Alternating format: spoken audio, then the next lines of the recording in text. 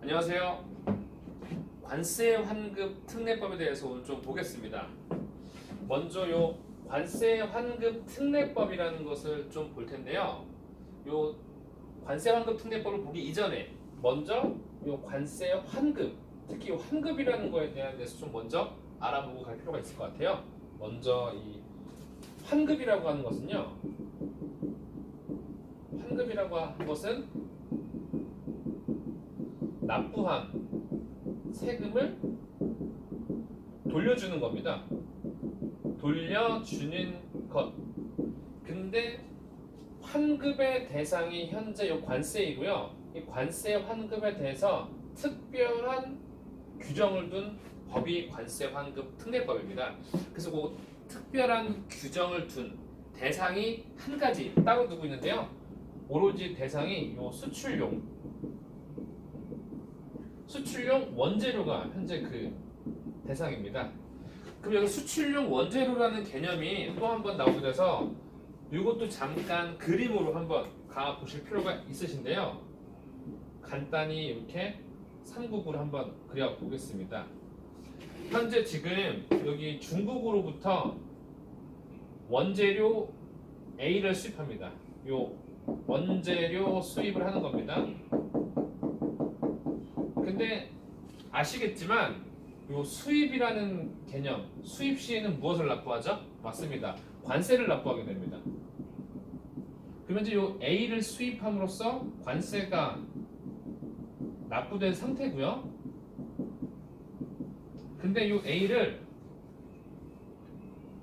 한국에서 가공을 해서 큰 대문자 A로 제조했습니다. A로 제조했습니다. 요 A로 제조한 요 소문자 A를 가공하여서 A로 만든 후에 요 물품을 다시 여기 일본으로 수출했습니다. 아시겠지만 여러분 요 수출이란 개념에는요 사실 과세가 없습니다. 과세가 없다는 건 즉 세금 부과가 없다는 얘기입니다. 수출하는 물품에는 세금 부과가 존재하지 않습니다. 그렇기 때문에 정리를 해보자면은 소문자 A를 수입해서 대문자 A로 가공 및 제조하고요. 이를 다시 수출하였다면은 실질적으로 소문자 A라는 원재료 수입 시 납부했던 관세는 어떻게 되는 걸까요? 그대로 징수가 되어야 되는 걸까요? 환급이 되어야 되는가요? 되어야 될까요?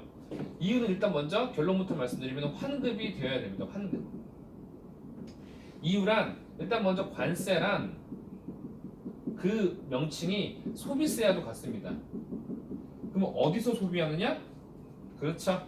국내에서 소비한다라는 전제하에 부과되는 건데 요 소문자 A는 국내에서 소비되었나요? 단순히 제조, 가공되어서 수출되었나요? 후자입니다. 수출이 되었기 때문에 수출에는 지금 과세하지 않고 세금 부과가 없다라고 했죠.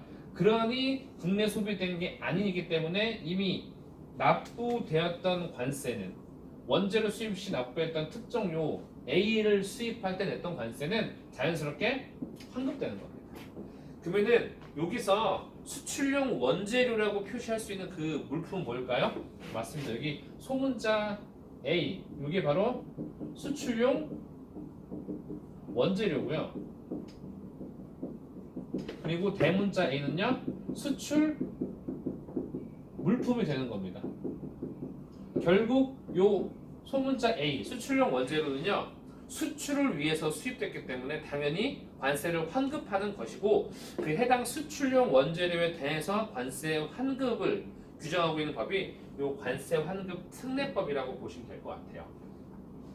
앞으로 이 내용을 나가면서 이 관세 환급 특례법과 관련해서 여러 가지 규정, 특히 가장 중요한 것은 수출용 원재료, 즉 관세 환급을 받을 수 있는 요건을 충족해야만 환급이 되는 겁니다.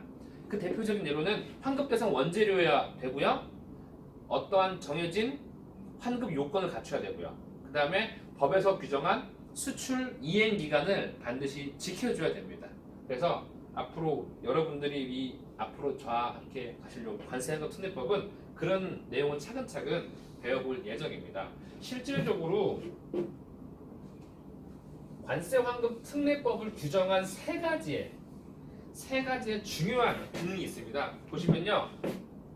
먼저 수출 물품의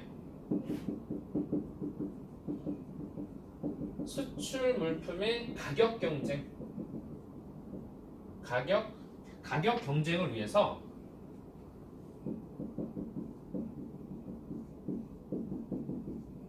대표적인 관세 장벽을 제거한 겁니다.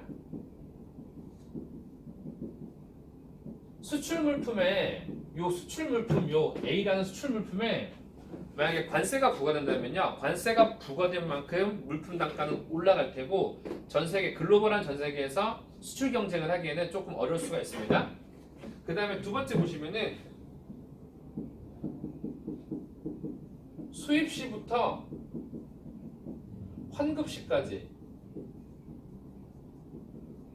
관세 부담이 제거되는 겁니다. 지금은 설명을 편하게 하기 위해서 환급되는 이유가 수입을 하고 납부한 거에 대해서 환급이 된다고 말씀드렸는데, 이제 자주 빈번히 수입하는 수출용 원재료라고 하면요, 그 납부하는 체계를 관세법에서 규정하고 있는 것과 조금 다르게 납부할 수도 있고요, 애초에 징수하지 않은 채로 그냥 들어올 수도 있습니다. 그래서 관세 부담을 제거한다, 이거 꼭 챙겨주시고요. 세 번째가 조금 중요합니다. 세 번째 좀 중요한데요, 세 번째 보시면은 국내산 원재료의 사용 촉진이라는 취지가 있습니다.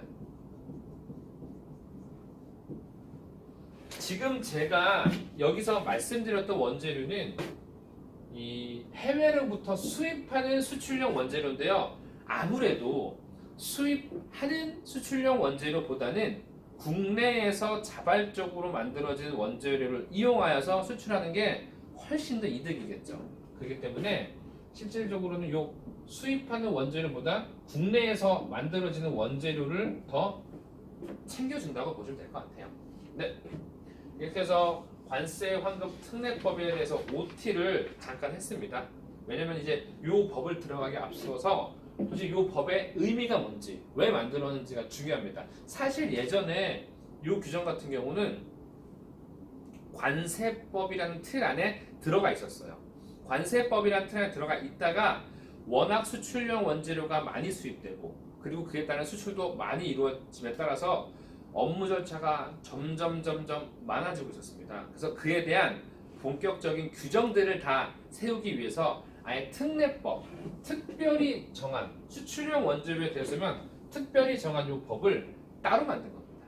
그렇기 때문에 요거는 실질적으로 뭐 어떠한 뭐 자격 시험이라든지 지식적이라든지 알고 계시면은 충분히 둘 다 충족할 수 있는 부분입니다. 그렇기 때문에 꼭 저와 같이 함께 나가 보신다면은 좋은 지식을 얻을 수 있는 시간이 되실 것 같습니다. 그래서 이제 정리 한번 하겠습니다. 마무리. 관세환급 특례법이란 먼저 수출용 원재료에 대한 환급을 규정한 법이고요. 우선 이 수출용 원재료에 대한 환급을 규정한 그 취지가 뭐냐?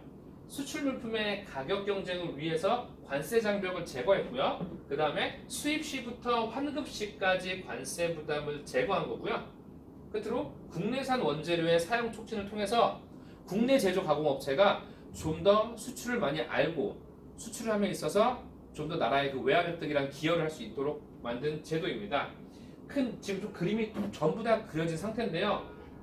그 메커니즘은 간단합니다. 원재료를 수입한 다음에요, 관세를 납부합니다. 그 다음에 이 수입한 원재료를 가지고 제조 가공을 거쳐 수출을 하게 된다면은 수출 신고 필증 등을 통해 이러한 서류를 통해 수출을 입증한다면은 애초에 수입 시 납부했던 관세를 돌려주게 되는 메커니즘입니다. 그렇기 때문에 사실 수출용 원재료는요, 혜택이 굉장히 많습니다. 혜택이요. 어떠한 혜택을 주냐면 주로 뭐 원산지 표시 면제, 원산지 표시 이제 면제라는 것도 있고요. 각종 이제 수입 시 요건, 이 대외무역법상 요건을 충족해야 되는데 이 요건이 면제되는 경우도 제법 있습니다. 그리고 아무래도 나라를 위해서 좋은 일을 한다는 취지이기 때문에 어떠한 인식도 좋아질 수 있고요. 기업의 인식이 굉장히 좋아집니다. 성실 업체로 발돋움할 수 있는 좋은 기회가 될 수도 있겠죠. 이제 앞으로 요 내용에 대해서는 저와 차근차근 왜 이런 법 제도의 취지가 있는지를 같이 배워보도록 하겠습니다. 여러분 수고하셨습니다.